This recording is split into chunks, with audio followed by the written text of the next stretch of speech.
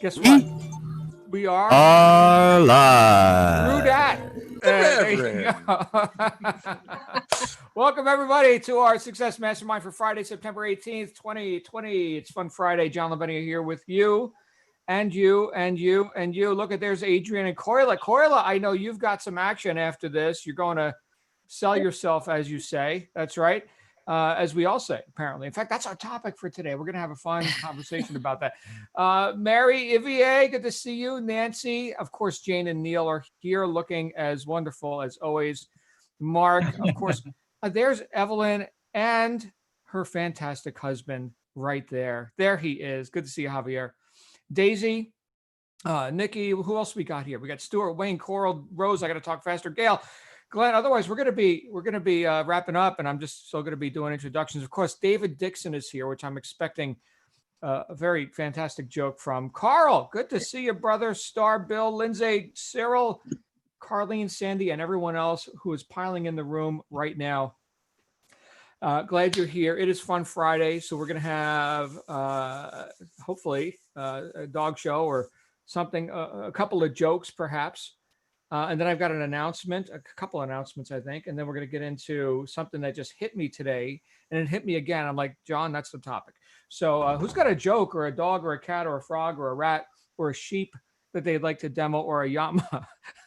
Stuart, you got any llamas in your office right there? No, but one of these days, man, I'll kind of hang out in the corrals with them, and we'll definitely have some fun llama Friday. But I do have a joke. Can I drop a joke on you? Yeah, give us a joke. All right.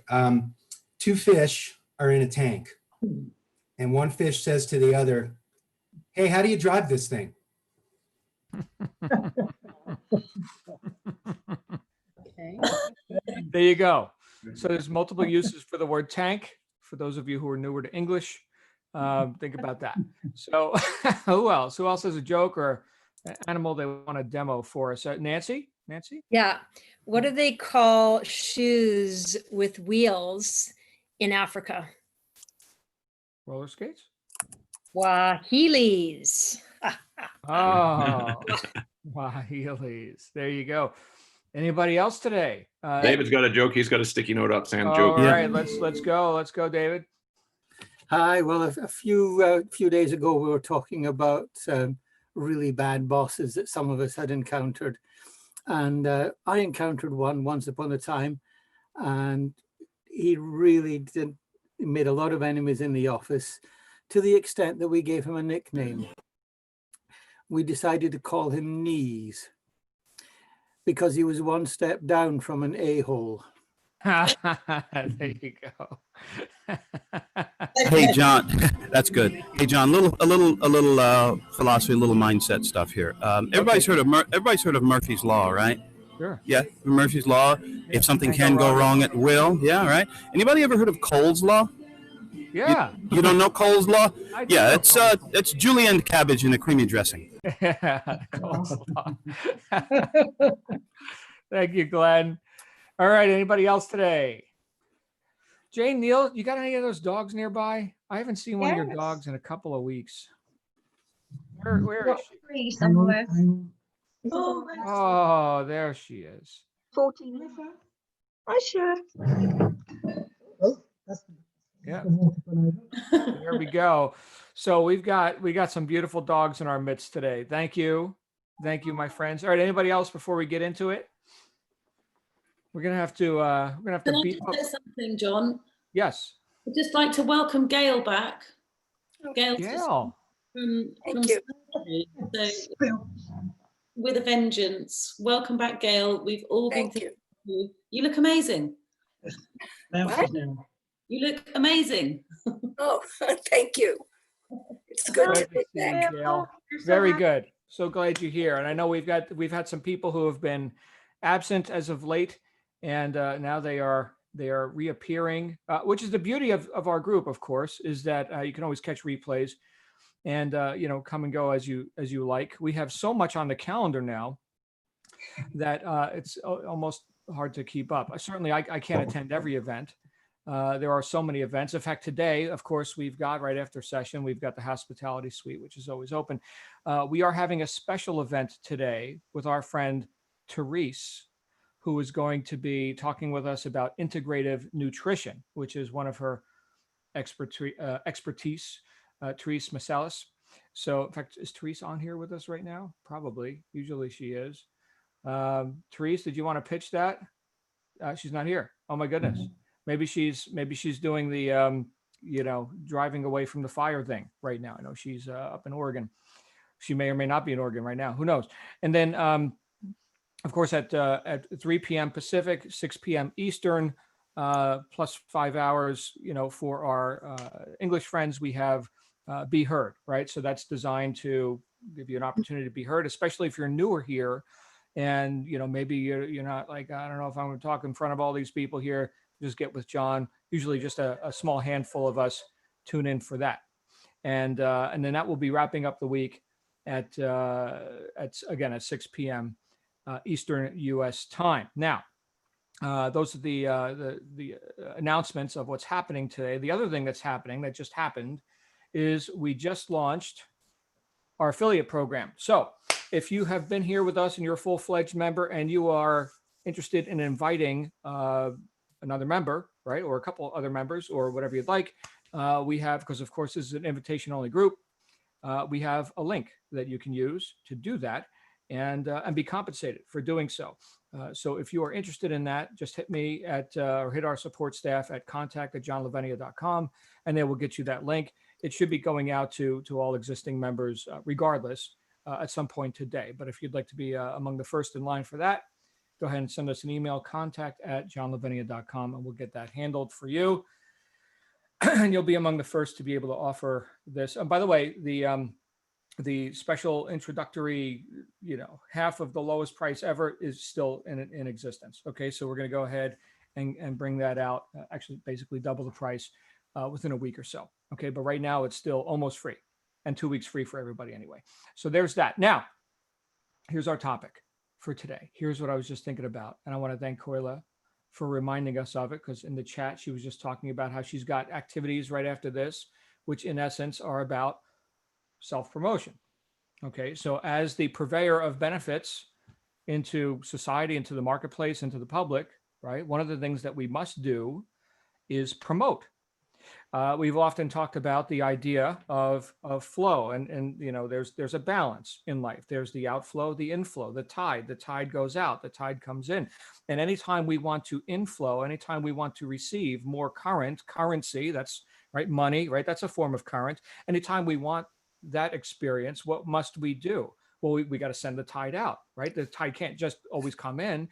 Some people erroneously expect that, right? There is such a thing as there is no such thing, I guess I should say, as something for nothing. But there are people who expect that sort of experience. So something for nothing is not sustainable. And I know you may see evidences of people who seem to violate that law in life, in society, and whatever. You may be experiencing or observing in your perspective things that seem to be unfair.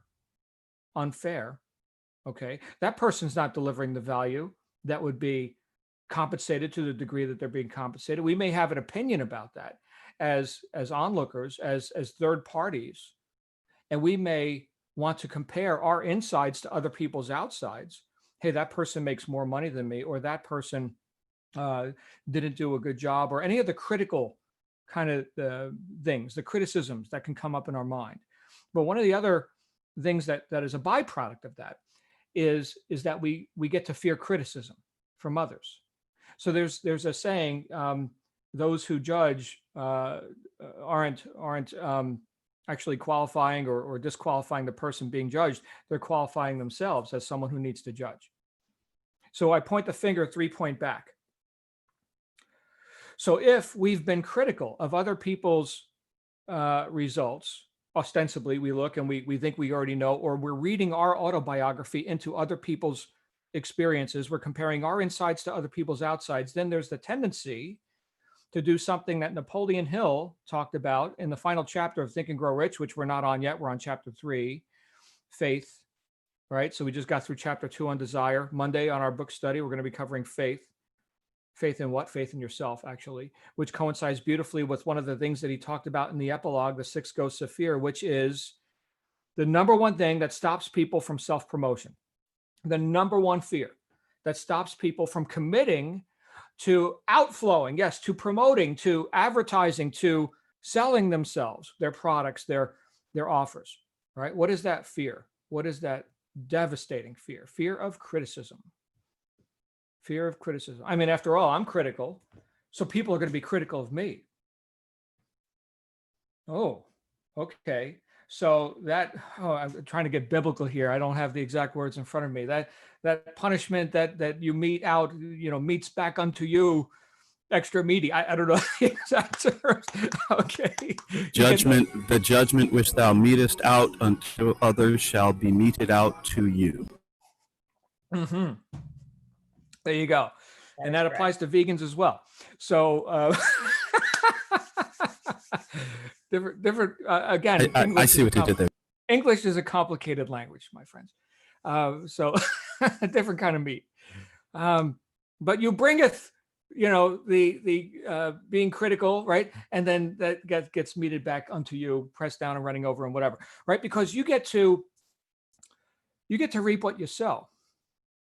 So this isn't a conversation about, hey, you should never be critical or criticize. But I think one of the people that I criticize the most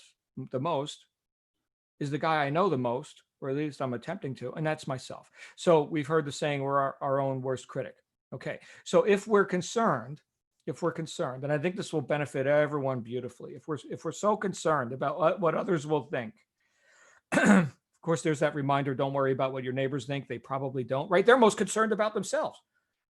So what can we do to free ourselves from this fear of criticism, this debilitating unwillingness to reach into the public, to impinge on their space and put their attention on that which we offer, to therefore increase the demand for what we supply? That's the definition of marketing, by the way. And it's the one thing, I'll speak for myself, it's the one thing that from time to time throughout my career in sales and promotion and marketing and everything that I do, that I've been resistant to do. I've actually created, some of you have read Stephen Covey, 7 Habits of Highly Effective People, which will definitely be going on our reading list. And one of the things that he recommends is writing down all your roles in life. So this is my role. I'm a father, I'm a husband, I'm a community member, businessman, right? These are roles that I've opted into, right? I mean, nobody held a gun to my head and say, you must be this. I guess, a member of society, well, that's not something, I mean, I showed up in a body, right? So, okay, that's a done deal, right? I guess metaphysically we could say, well, I chose that too. Okay, well, that's fine. Well, here we are, we're going to do this thing. And so what are these roles that I'm looking to excel in?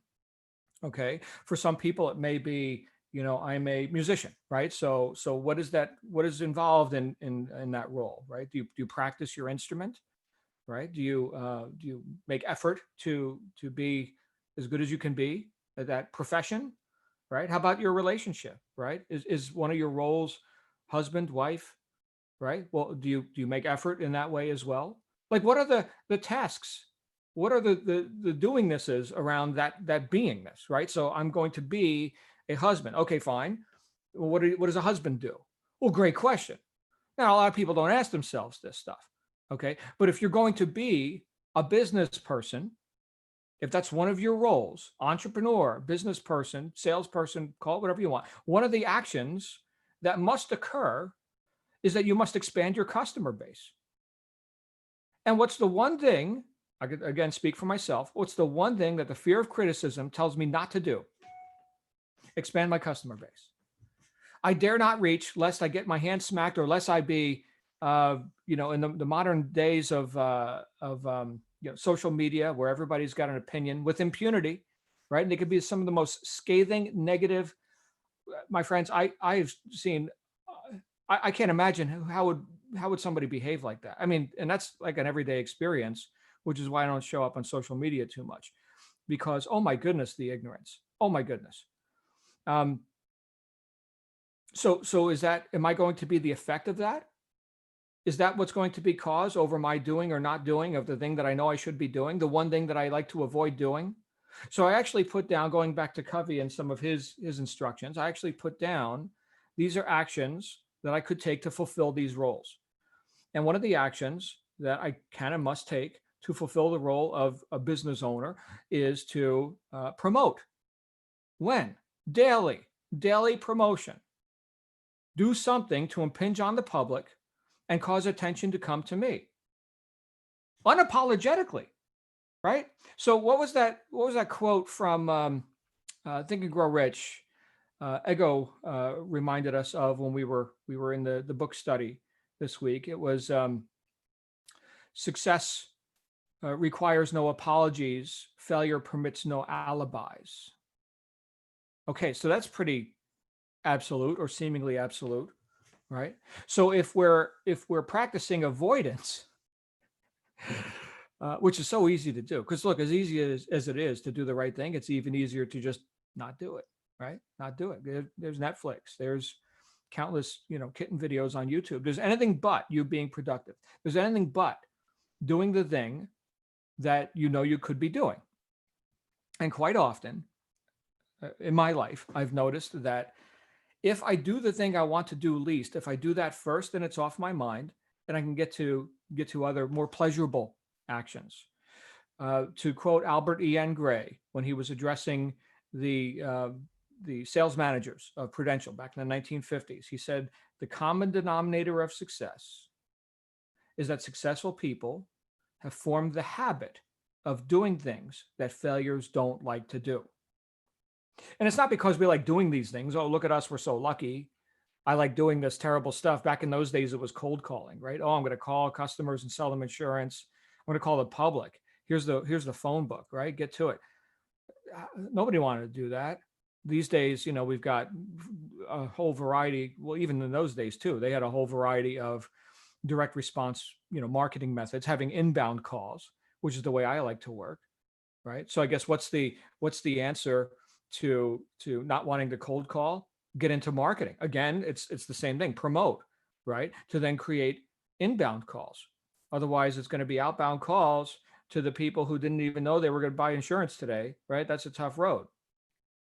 So can we raise our standards a little bit, and can we demand a little bit more of ourselves in the way of doing these things that failures don't like to do, not because we like to do them, but just because we've got a reason to do them. It's called a goal. Yes, I have a goal. I am willing to subordinate my preferences about pleasing or unpleasing methods to attain the goal. So when the pain of getting uncomfortable and overcoming the fear of what will they think, right? Which is the mantra of the herd. And the purpose of the herd is to keep you in the herd. Just look at anyone who speaks up against a popular narrative, right? I mean, discourse and argument is a good thing, right? We get to have ideas, and we get to compare those ideas with other ideas, hopefully based on fact. A lot of times these days not, but without that, then we just get to live in a little bubble, a little echo chamber, and there's no evolution in that at all. So can we overcome our fear of what will they think? Of course we can. And that always comes through action. The chapter we're on now in Think and Grow Rich is the chapter on faith. Faith in yourself, right? That is the thing. And I know there's religious aspects of the word faith. Okay, so we're talking about you as a causative being and knowing that you are.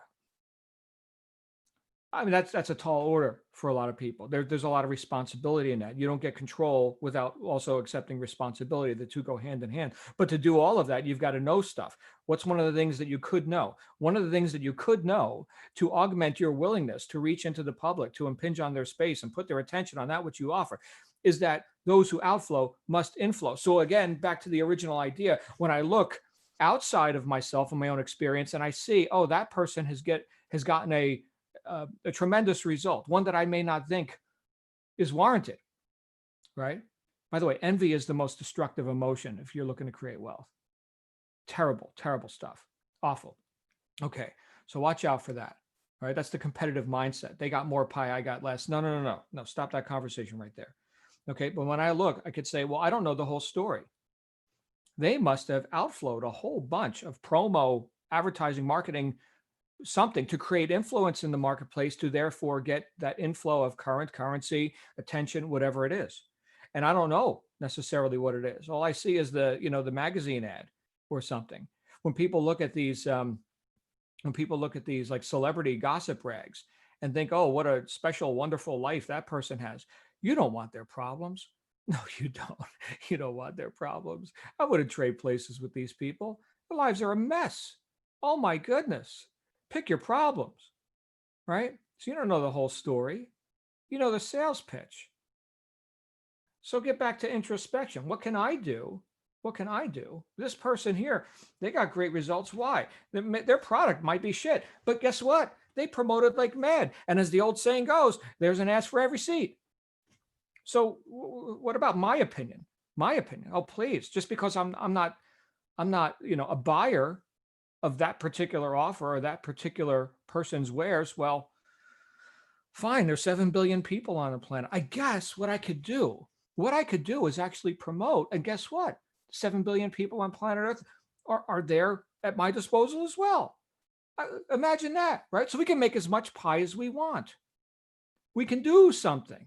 That which I do have responsibility for, that which I do have cause over, I can exercise my my willingness to act, right? I can actually demonstrate my willingness to act. I can be motivated and therefore take action in a way that, never mind looking this way or that way, looking straight at my goals and how can I serve an ever expanding public, a group of the ideal target audience, the ideal customers. How can I serve that people unapologetically, right? The fact that I win doesn't mean that others can't. The fact that they win doesn't mean that I can't. In other words, keep your own side of the, like Jamie reminded us a couple of weeks ago, keep your own side of the street clean, right? And guess what? What will happen? You will attract. Yes, you will attract people to your side of the street. That's nice. Oh, I like the flower bed. Oh, look at that. You got the fountain over there. Very nice, right? Curb appeal, damn it. But we got to make ourselves known in the marketplace. Those who would inflow must outflow. Those who would receive the current must send out current. It's really that simple. It's just math. The thing that buggers it up is all our thinking about it. It's all the emotion about it. It's all the ye of little faith inner talk, inner dialogue, right? But what will they think? Who's they? Who says they think? Fantastic assumptions. When I was first getting into business, I remember being told, first rule of business, assume nothing. Because I had the tendency to say, well, I would assume, assume nothing. Look, right? So you can make decisions based on fact, based on actual data, not assumptions. That one piece of advice serves me still whenever I use it, which isn't always. You guys weren't tuning into Mr. Perfect here, okay? That's not the host of this broadcast. Today or any day. But why do we tend to practice avoidance in that thing we most need to do? And if you own that, then own it. If you don't own it, fine. Then John, that conversation's not for me. I'm killing it, man. I'm kicking ass. Fantastic. I hope you do, which is why we're having this conversation, because I need reminders all the time. You guys know I just moved, right? So moving house, that's a big deal. It's really easy to say, well, I'm not promoting today. I am busy. And I am, and that's true. Okay. But what did Albert Gray say? Successful people have formed the habit of doing things that failures don't like to do. Since the gym's closed down, it's a deliberate effort for me to do exercise. And again, I could say, well, I've been moving. So yeah, that's a form of exercise. I'm carrying heavy boxes of furniture and I'm doing all the things. Okay, great. So I'm using my body more, in fact, more habitually than I would use if I just went to the gym every day and then stared at a computer. Okay. But still, I'm experiencing muscle atrophy over here, right? I'm done moving now. I got to go find a gym that's open. And I'm in a new part of town, right? So I got to go see, I don't even know. I know where the Home Depot is and the gas station. I know those two places. I don't know what day garbage day is. That's awesome, by the way. But yeah, it's time for me to reestablish habits of effectiveness, whether that's physical fitness, whether that's things that I can do to enhance my relationship, these other roles I have, father, husband, right? Whether that's expanding my business. Yeah, we just came out with our our affiliate program here for the Mastermind group. That's great. But guess what? I got 2 products in the hopper that aren't seeing the light of day, right? And even if those were done, right? Let's say the product development was done, great. Now what? Throw it in the dumpster? Well, you damn well better promote, right? In fact, I heard Jack Canfield and Mark Victor Hansen co-authored the Chicken Soup for the Soul book series, sold hundreds of millions of books, amazing success. And this was on a conference call for authors, okay? And so he said to me, you may have a spectacular book. You can go ahead and throw it in a dumpster if you're not going to promote. Marketing is like 80% of it, right? Because again, we can look and we could say, look at that piece of crap on the bestseller list right now. Garbage, right? Yeah, it's garbage. Guess what? They sold it. They promoted. Those who outflow, inflow. It's not a conversation about the quality of your product. That's not the conversation. The product is almost interchangeable. I remember consulting with a group, or considering consulting with a group that wanted to promote my products, or I wanted them. I was going to consider hiring them to promote my products, and they wanted 80% of gross revenue. I didn't take the deal. Right, I figured I'd go promote myself or do other things that I thought didn't have such a high price tag. 80%, and they actually said, "Yeah, it's kind of like, you know, we'd be building this existence of this product, this brand, this whatever,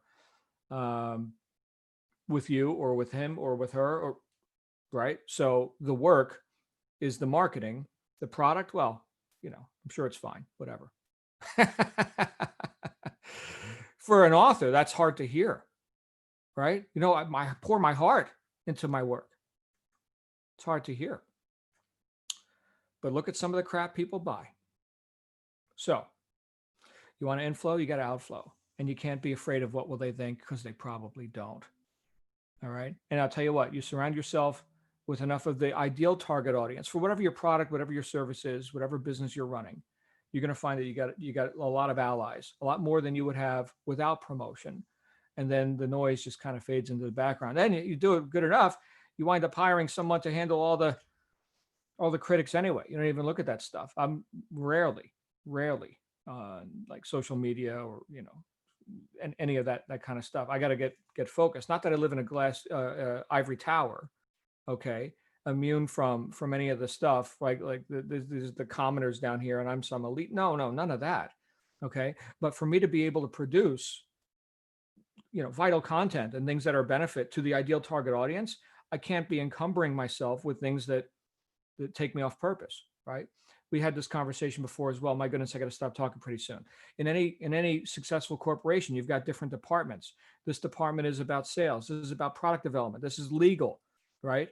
So here's creation, here's destruction, right? Here's customer service, here's fight, right? They're totally different departments.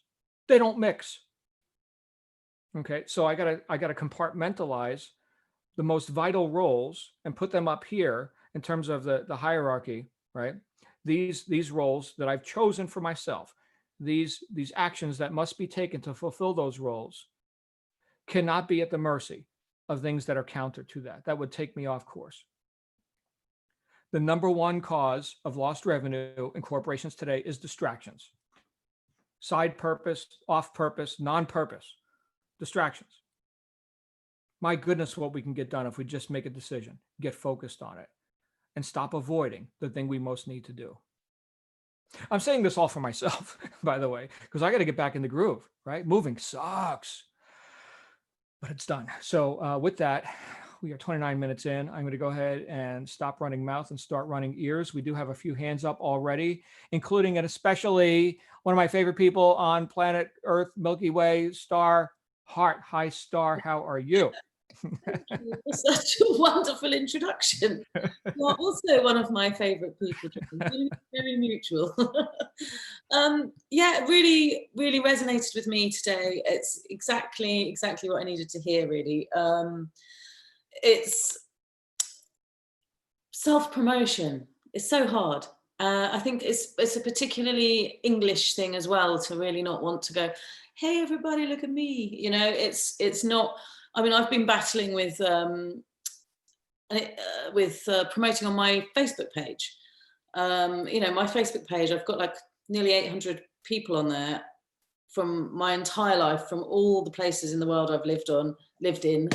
And when I think about promoting on there, I think, oh God, what will they think? And then what will they think? And then what will they think? And it just turned into a really big spiral of what will they think? And I have to keep reminding myself, I've just had another reminder today of the sort of person that I am and that I should be remembering that I am. And I've been asked to solve another tricky problem at work, because I am the person that everyone goes to solve tricky problems, which means I must be really good at solving tricky problems. I must be good at dealing with people. I must have really good ethics, morals, and focus. I must have all of these qualities that are deserving of self-promotion. You know, so I've got to sort of reconcile others' view of me with my view of myself. Does that make sense? Mm-hmm. And then I've got to tell my small-minded schoolground self to shut up. Get back in the playground. Shut up. Yeah, do it with love. Give yourself a spiritual beating. Yes.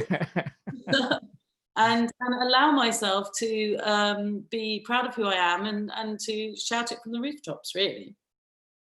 So thank you. That's a good one to go into the weekend with. Fantastic. Fantastic. Thank you, Star. You're brilliant. You're awesome. Thank you for knowing it. Where's Wayne? And then Ego. Hey, Wayne. Hey, good morning, John. Hey, everybody. Hey, really good topic for me too. You know, I think, you know, when I think back and talking about limiting beliefs, but just always that teaching that, you know, not to big note ourselves, not to brag, all those sorts of things. And I know certainly for me, promoting things I've done has always kind of been, I feel like I'm kind of trying to talk myself up, trying to brag. So tend not to say it. And I really agree with what Star was saying there. There's that kind of playground self that's kind of getting in the way there sometimes. So yeah, it's good for me to hear what you're saying this morning, and you know, just being more confident in telling people that, hey, I can do a good job with this, and I would like to offer my service to you. I know it's something that I've kind of sat back, and then somebody else has got an opportunity in some cases, and I'll sit there, well, I should have said something, but I didn't, because I didn't want to big note myself. So, but then I've had opportunities where I've actually gotten enthusiastic and gotten in there and proved to myself that absolutely, if you say something, people are more than happy for your help, and it kind of works both ways. They get something out of it, and I get something out of it. So it's a really good reminder for me today. Thank you. Thank you, Wayne. And thank you for all you bring to this group as well. You're a VIP, my friend. Thank you. Let's go to Ego, and then Therese, and then Nancy. Hey, Ego. Hi everyone. John, for me also, this is so timely. You know, and I actually needed to hear it today, actually. So we go into arenas or situations with a level of fear of criticism or other fears, and then you get familiar, you get comfortable with the crowd, with the space, with the situation, and that fear disappears. But then there's no growth if we aren't constantly challenging ourselves. So at the start of this journey with this community, there was that level of some sort of fear, one way or the other, and then you get comfortable, you're moving along. And for me right now, I have a number of things coming up that I can't move. So I had to make the decision. You know, I've talked about the fact that I plan to launch a book, but I actually didn't put a date to it because I knew I had time, but then I know that a week from now, I'm having surgery. I'm gonna be out for maybe a week where I can't do anything, or 2 weeks. So I had to put a date to that, to the launch, to say on October 12th, I will launch. And there are these things that need to happen. And as I'm reading through the book one last time, just to make sure I have everything right, a small voice is saying to me, even if you only reach one person, you know, that's fine. You know, you will have achieved your goal. And I, you know, I thought about it. I'm like, no, that's not true. I don't want to reach one person. There's so many billion people in the world. I want to have a cut of that. I want them to hear the story. I want them to know about this journey and how you can get through something like this with, using faith over fear. Incidentally, we're talking about faith in the book study next week, and that's my subtitle, Choosing Faith Over Fear. So that fear, that comfort zone of saying, oh, it's fine, that's a false sense of humility, actually. I want to reach more than one. Rather than just the one, let me just add, like another 9 zeros on top of it or whatever. Why not? So I think it's the push that I needed. So I set that date, and I've been, in the last 2 days, I've just been reading through and making edits, because by the end of today, I need to have the book out to the, to the editor for the final push. I have the cover designed, and I'm making the commitment on the KDP site today with my launch date. And I needed to hear this, so that I just needed to hear this, actually. So thank you for that. Thank you, Ego. And you're getting, of course, love in the chat about how brilliant you are, because of course you are. And yet, as brilliant as we are, we all need reminders, right? So thank you, because I needed the reminder too. Let's go to Therese, and then Nancy, then Stuart. Hey, Therese. Good morning, good afternoon, good evening. Hello, everyone. Here she is. Perfect timing. Right after this call, I have my preliminary interview call. So, of course, all kinds of thoughts racing through my head this morning. And of course, last night while I was wide awake, thinking about everything. And then again, my session today. So yeah, talk about facing fears, and talk about, I was taught never be boastful, ever. And when there were people around us that were successful and boastful, it was frowned upon. So yeah, get away from I'm not sure who mentioned the children's table was that star for the playground, the child on the playground. Yeah, get off the playground, let go of that kid and seize the day, right? So thank you, everyone. Because of you, I'm just saying yes. I'm just hitting things head on, and really, honestly, feel like I've had a profound change mentally, a change around so many things. And there's more of a calmness about it. And yeah, so thank you. I'm looking forward to later today, and looking forward to sharing. So there you go. Integrative nutrition today at let me remind myself of the time again. 1:30 Pacific, 4:30 Eastern US time. We'll be here with Teresa. So let's go on now. I just lost my Zoom application. There's Therese. We got Nancy, then Stuart, then Habiba. Hey, Nancy. Hey, Therese, let me know. Text me about your interview. That's so exciting for you. Hi, everyone. This is also exceptionally timely. I signed up to do a free symposium starting next week called Extraordinary Life After 40, which has a panel of an enormous, very talented group of women doing all kinds of offerings. And when I first signed up for it, I thought, oh my God. And I started looking through the presenters, and I was like, I want to be on this panel. So I have not made that ask yet. And I don't know anybody on the panel. This is somebody I don't even know where she lives. I think she lives somewhere in Albania or something, but it's a group of people all over the world, women. So this really just shows me that, like, being bold and putting myself out there and seeing what happens, I really appreciate that, because I'm going to do that. So that's on my plan. And then just wanted to say something about social media. For my profession, it's the only way we get around, so to speak. And I dread it every time I do it. And like, just to post anything about my class or myself takes me so much time, because of exactly what you're saying, worrying about what other people think. And am I saying the right thing? Am I not saying the right thing? Becomes this cumbersome act. So, and the only way I get over that is to put it into practice. So what I am trying to do, I shouldn't say trying, what I'm going to do is actually put it in my calendar, like on these days, this is when I post. Just do it, and then it will become more natural for me rather than being so stressful, because that's the only way I can draw an audience, and I have to do it myself. And so thank you. This is encouraging to me. I'll let you know what I hear about the symposium. Thank you. Quick idea for Nancy and everyone. It's an exercise that I was offered some years ago regarding social media. And that is pick 3 words that describe how you occur on social media. So before you post, you obviously have a purpose of the post, whether it's promotion or being social or whatever, but how do you occur every time you post on social media? So what are those words that describe how you occur? Is it strength? Is it confidence? Is it, guidance, trustworthy? I don't know, right? I don't want to put words in your own brain. Okay, you figure it out.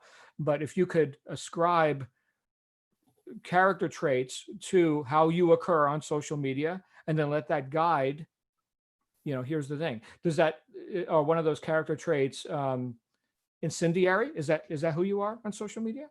Incendiary? No. Oh, no. Belligerent? Oh, no, that's not it. I mean, plenty of other people can be that. Critical, right? Does that describe you? So figure out who you are, and then be that. Okay. What do you think? Is that workable?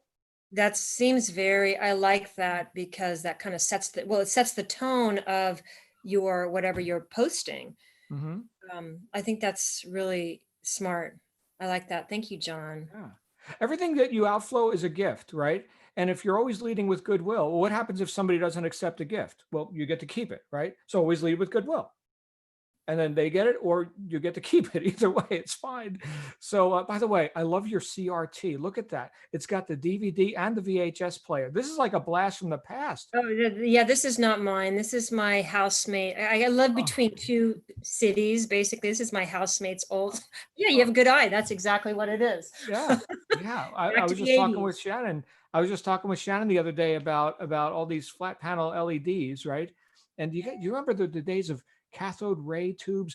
What was that big floor standing 65-inch Toshiba? My goodness, we paid like $4,000 for it, right? CRTs, baby. What do you think, Stuart? You got the floor, sir. What's going on? What do I think? I think a lot of things, as most of you guys. I think that self-promotion is tied to self-image, and that when we're not feeling as strong in ourselves, then we may have hesitancy or intimidation or self-doubt about putting ourselves out there. I still remember 30 years ago running around Taos with little flyers that I made with a little stapler, and going to the co-op, and going to the little hippie health food stores and all these places, and putting myself out there. And I really still remember, and honestly, one day I'll show you, but I have a file of all those early things that I put together, just because it reminds me, right, of where I came from and how I started all this stuff. I think some great exercises for self-promotion, especially those of us that are involved in e-commerce, write your listing copy, right? And that's a great exercise in putting yourself out there in the marketplace, defining, what makes your product different or your company different, and unabashedly, promoting that. I think the next step in something like that is web copy. And anybody who's ever written a website or written the copy for a website, there's definitely an aspect of that is, you really gotta own that, and you gotta really, promote yourself. John Lavenia is the most amazing self-help personal development author, and you got to be on this website, to be a part of it, right? I mean, whatever it is that we're doing, I think we really, really need to own that. I like your exercise about the Facebook post, and the thing that I'll say about social media, because I was mentioning this the other day to somebody, that as powerful and as potentially helpful social media can be for marketing ourselves and our products, it can also, and it, in my opinion, it is the source of many of the ills of society, right? And this concept of pseudo celebrity, and that we can get full of ourselves and we think that we're so important by, having this platform to post. And then the other is sort of works the other way, where when you make a post on social media, you're almost defining your value by who likes your post or how many likes you get and things like that. And I think that with young people especially, but all of us just as human beings, trying to keep our head straight, that it's easy to fall into that, like, oh, how many people liked my post? Oh, not enough people like my post. And it affects our self-image, right? And I saw, even posting cute pictures of llamas and like, whatever, and everybody loves them, like, oh, I only got 50 likes on it, whatever. It just seems so ridiculous in so many ways. And so what I would suggest as an exercise is to post something on social media that you don't care if somebody likes it or not, or that you have the expectation going in that no one is going to like that post, and then just see how you feel about it and see what. But I do like your concept of defining your objectives or your why. And I think that's kind of another thing is that when we're promoting ourselves, obviously it seems basic, but it's so important to know our why and know what value we're bringing to the marketplace. I've over the years, I mean, as a entrepreneur, doing all of our own marketing and networking and PR and promotion and all that, I've had to write a lot of like press releases and liner notes and who is this guy and what does he do and why should anybody care what he has to say. And that's an interesting exercise, because you almost have to assume, and this is an internal assumption, okay, not an external assumption, but you have to assume the state of your most successful self in order to really write, good promotional copy. And Leah always teases me, even John, when I was sending you some liner stuff, for our purposes here. And I found myself writing something and Leah was like, I can't believe you just wrote that about yourself or whatever. She's like, that is so arrogant or whatever. And I was just like, you know what, if you're promoting yourself, you gotta own it and you gotta do it. And then, going back to like the fear aspect, why do we do this? What's the worst that can happen, right? And I think that John, you've said that before, Glenn has said that before. You put yourself out there, what's the worst that can happen? Somebody doesn't buy your thing. Okay, somebody else will, right? And then the two last things I'm going to leave you with is Neville Goddard's definition of faith, which ties into yesterday's discussion as well. And so this is for Mark as well. So Goddard's definition of faith is loyalty to the unseen reality. So here's a whole other definition of loyalty, right? Very interesting. I'll leave you with that. And then the other thing is that Glenn, you mentioned Murphy, right? And we all know Murphy, and I've been a friend of Murphy's, for a long time. But I don't know if any of you guys know the opposite of Murphy's Law. Does anybody know the opposite of Murphy's Law? It's Ypram's Law. YHPRUM, the opposite of Murphy. Okay, Ypram's Law is everything that can go right will. There you go. Cheers, you guys. Have a great day. Happy Friday. All I could say is Namaste. So there you go. That was Jane and Neil's t-shirt design. All right. Do I have that right? Jane, Neil, Namaste. There you go. All right. Well, we got Habiba, Cyril, and Glenn who've got hands up. So let's get to, I just accidentally muted Habiba. I am so sorry. Habiba, go ahead and unmute again. It's all right. Hey guys, I am so very grateful for this group and this message today. And Stuart, I have to say, I love seeing you with your hair down too. So, so I'm going to keep long stories really short. My monkey mind has in some ways gotten the better of me up until very recently. And today's message is exactly what I needed to hear as the reminder and also as the affirmation.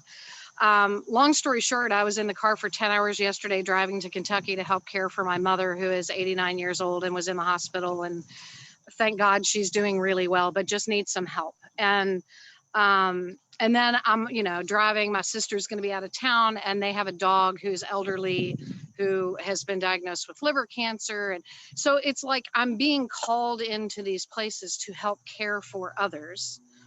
I am incredibly grateful to have the freedom to do that because of the business that I do. And in that, and in today's call, my reminder is that's who I am. When the need is there to give, givingness is a part of what I do. It just is. When I apply that to my business, I serve many, many, many more people than the one or two that may be asking my most immediate focus, right? But here's what happened yesterday, which is why all of this is an affirmation today. I had 10 hours in the car. A couple of weeks ago, my car died. I had to get another one.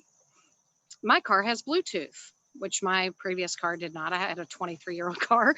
I had 10 hours in the car with Bluetooth that I could be on the phone without taking my attention off the road and whatever else.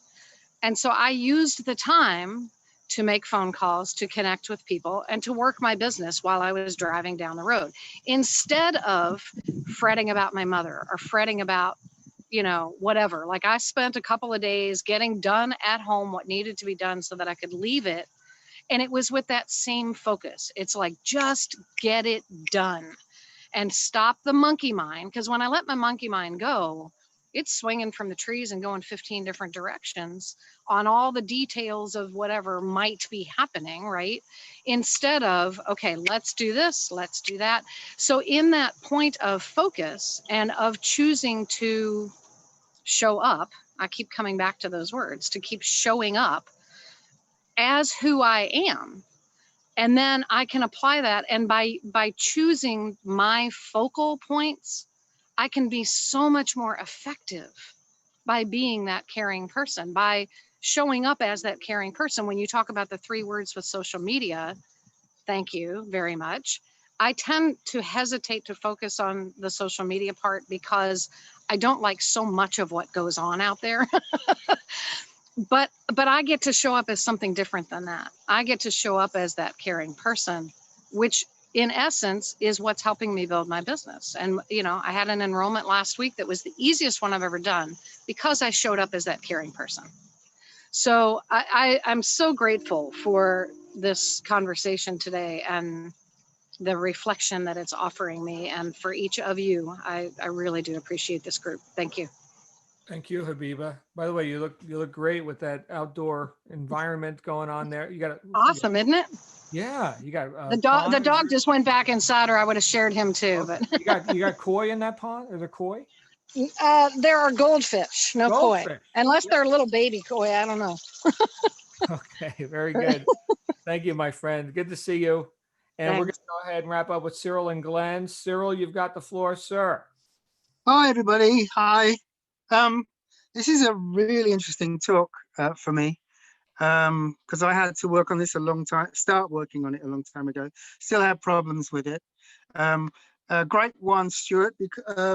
Your beginning about they don't care. Absolutely true. I can give you some examples of that.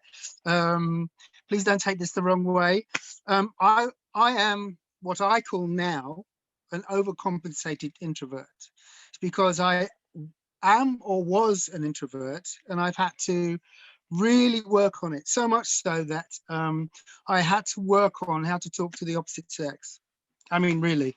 And it was a combination of using Tony Robbins' teaching idea of breaking stuff down to the nth degree and then working on each and every item until you've got it and then move on to the next one. And by doing it at such a low level, in fact, that's the way, again, I learned to promote myself, as well as using, working on, meditating on, I have a positive mental attitude and breaking through some of my internal dialogue, although I still have a bit of trouble with, but much less. But but the thing that got me when I was younger was that the players don't care. And the ladies think they care, but they don't. That's why they're so confident. They really don't care. If you say no, they'll just move on to the next one. That's what they're like, or a lot of the players. So, so whereas the problem I found was I cared way too much, and that was always off-putting to any woman you're talking to. So, and on the same basis, I kind of found it true of a lot of salesmen that I knew at the time as well. But anyway, moving forward. So, my thinking, because I used Tony Robbins's idea was how I worked on it. I mean, the telesales thing, when I was self-employed and I knew I had to try and get clients for teaching, I also realized that I had to work on my telesales. And first of all, it was about building up a relationship. And also then at the same time, then moving through that idea to asking if they're still up for coming to do classes or whatever. And that took a lot of work. And how I got through that was definitely the Tony Robbins idea. And the first task that broke down to was picking the phone up and putting it down. Because if you can't pick up the phone, how are you going to make the call? And then the next one was dialing the number. And then the next, and that one was basically dialing the number and putting the phone down. And when I was comfortable with that, with those ones you work through pretty quickly because they're pretty inert really by themselves, because it's the intent behind it that is the problem. So the next one is to make the call and say hello and then get off as soon as possible. Because if you're struggling with the idea of even doing it, you have to work through that one. And that's it's exactly what I did when my mate would help me with things to say when I was trying to talk to girls. And what I think is pretty laughable now, if you had it in a film, you guys would be in hysterics. I would literally, as a first part of that, would walk up to a girl and walk off. And she probably never knew what was happening, because I was training myself. I had to do it because I knew that a lot of that process was getting through my own inhibitions, and the positive talk really helped to power down those negative thoughts. But the process still has to be got through, and something that's causing blockage and procrastination for me was really quite difficult. So now I have way less difficulty, because when I choose to do something, I usually just get on with it most of the time. I do suffer from procrastination, but I found that a great way to get through inhibition is basically teaching myself how to do it from the smallest task. It's been of great benefit. Tony Robbins was a great asset, and I read that book years ago. It was in my early 20s. So yes. So have a good day, guys. Nice talking to you. Thank you. And thank you for sharing that. I don't know if this is specifically what you got from Tony. He didn't originate this, but the concept of reach and withdraw. So someone is new to a car, right? So familiarize yourself with the car. Touch the steering wheel. It doesn't mean you're driving. Touch the wheel. Touch the shifter, right? Feel the pedals, right? Reach and withdraw. So beautiful stuff. Thank you, sir. We are running out of time, but we're going to grab Glenn, and then we got a couple burning desires, perhaps. Glenn, you've got the floor, sir. Thank you, John. Thank you, John. I love to, because I've heard you say this before, figure out who you are and then be that. Pretty simple, right? And so from the department of being who you are, or no, first, figure out who you are. It was mentioned earlier, somebody mentioned in the chat, and I was just inspired to read. So I'm not going to run my mouth about my stuff here. Marianne Williamson, our deepest fear is not that we are inadequate. Our deepest fear is that we are powerful beyond measure. It is our light, not our darkness, that most frightens us. We ask ourselves, who am I to be brilliant, gorgeous, talented, fabulous? Actually, who are you not to be? You are a child of God. Your playing small does not serve the world. There is nothing enlightened about shrinking so that other people won't feel insecure around you. We are all meant to shine as children do. We were born to make manifest the glory of God that is within us. It's not just in some of us, it's in everyone. And as we let our own light shine, we unconsciously give other people permission to do the same. As we are liberated from our own fear, our presence automatically liberates others. So for me, this becomes a matter that I've got a light to shine, and I have a responsibility to let the light that is me shine. Otherwise, that one person who's waiting for me to shine my light may very well live the rest of their life in darkness, and that ain't fair to them. So shine. Who are you not to be fabulous? Back to you, John. Thank you, Glenn. Yeah, it looks like you're in a billiards hall right now. So living the lifestyle over there. Very good. It is the top of the hour, guys. I do see Wayne and Joe and Regina. Wayne, what are your thoughts, sir, to wrap this up? Yeah, just a quick promotion here, John. Sunday night, Metaphors for Success, 9 p.m. Eastern, unfortunately 2 a.m. Monday morning UK time. And just wanted to make sure everybody remembered that one. Fantastic. And nothing unfortunate about that. We are in all time zones, my friend, except Antarctica. Are there time zones in Antarctica, or is it all just like time zero down there? I don't know. It's on Australian time, I think. Oh, okay. We don't have any members in Antarctica. Not yet. All right. Joe and Regina, or Joe or Regina. Hey. Hi, John. Hey, Joe. Yeah, this has been a fantastic day. It really hits a nerve with me. I've always been, as far as like with sales and so forth, like a one-on-one type of thing. And going into e-commerce, it's just a whole different thing. And it's tough to get the point across to everyone, what you have to offer and why. That's like the biggest object for me. But what I've seen today, and it helps to say, in other words, just do it. It's nothing's wrong. No matter how you do it, it's just going to be a learning process, and it's going to be good. No matter what you do, as long as you do something. If you don't do something, nothing's going to happen. But thank you. I'd just like to add one thing as we close, if you don't mind.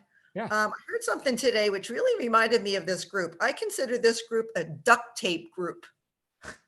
Okay, we're all duct tape. If you know what duct tape is, it's like the Force.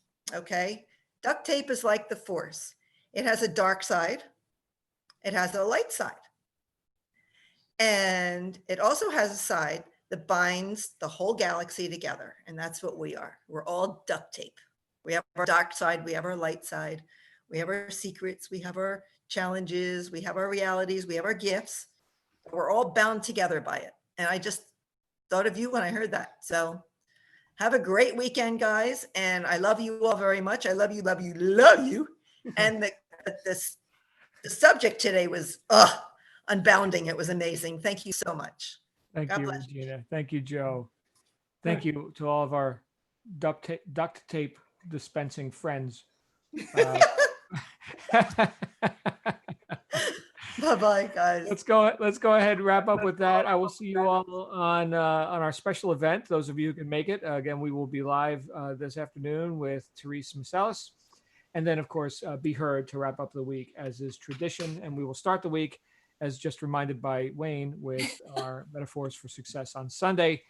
In the meantime, make it a great day. You absolutely deserve it. Bye for now. Bye. Bye, beautiful people.